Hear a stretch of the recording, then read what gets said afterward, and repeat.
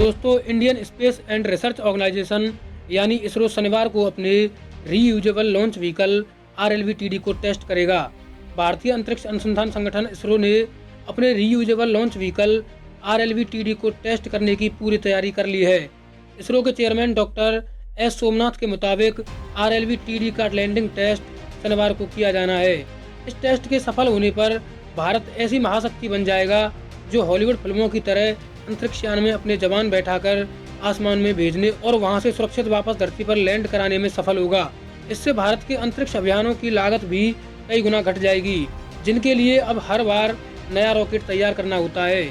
दरअसल अभी तक किसी भी सैटेलाइट को लॉन्च करने के लिए रॉकेट का इस्तेमाल किया जाता है, जो बेहद खर्च वाला साबित होता है। RLV-TD विमान जैसा दिखने वाला स्पेस शटल है, जो 2 स्टेज में काम करता है। इसकी पहली स्टेज में शटल के नीचे लगा रॉकेट उसे सैटेलाइट के साथ आसमान में उड़ाकर ले जाएगा। इसके बाद वहां यह रॉकेट अलग हो जाएगा और स्पेस शटल सैटेलाइट को विमान की तरह ड्राइव करते हुए उसके ऑर्बिट में सेट करेगा। फिर यह स्पेस शटल वापस जमीन पर ठीक किसी विमान की तरह लैंड कर जाएगा।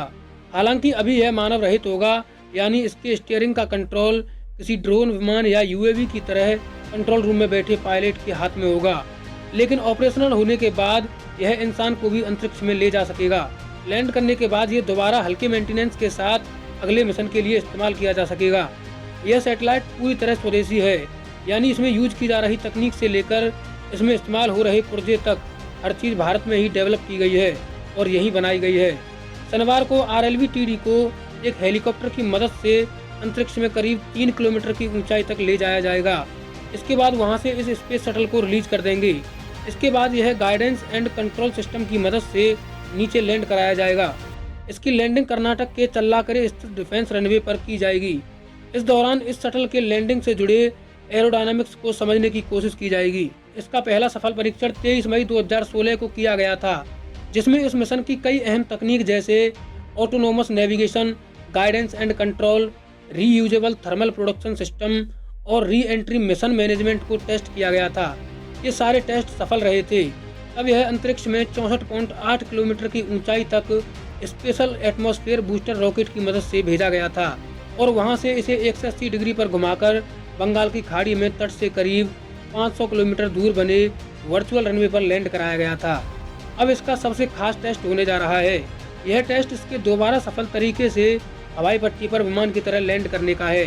इस स्पेस शटल लॉन्च व्हीकल के जरिए अंतरिक्ष में किसी भी सैटेलाइट को ऑर्बिट में सेट करने की लागत बेहद कम हो जाएगी। साल 2016 में इसके पहले सफल टेस्ट के समय इसरो के वैज्ञानिकों ने दावा किया था कि इसके ऑपरेशनल होने पर किसी सैटेलाइट को आसमान में भेजने के लिए यूज होने वाले पेलोड की लागत $2000 प्रति किलोग्राम तक कम हो जाएगी।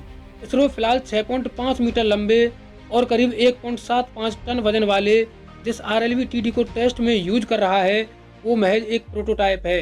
इसरो की योजना है कि असली RLV-TD साल 2030 तक ऑपरेशन में आ जाएगा।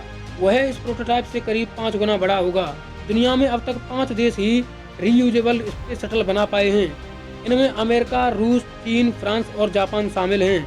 हालांकि सही मायने में केवल अमेरिका ही इसमें सफल रहा है, जिसके रीयूजेबल स्पेस शटल ने करीब 135 बार सफल उड़ान भरी है। अमेरिका के रीयूजेबल स्पेस शटल ने आखिरी बार साल 2011 में उड़ान भरी थी। हालांकि अब वह इसका एडवांस वर्जन तैयार कर रहा है। रूस ने 1989 में जो शटल बनाया था वह एक बार ही उड़ान भर पाया था। चीन ने भी पिछले साल ही अपने रीयूजेबल शटल का सफल टेस्ट किया है। अगर भारत इसमें सफल हो जाता है तो अंतरिक्ष में मानव मिशन भेजना आसान और कम लागत वाला हो जाएगा। यह हाइपरसोनिक गति से चलता है, जिससे इसकी सफलता बेहद तेज मिसाइल बनाने में काम आएगी।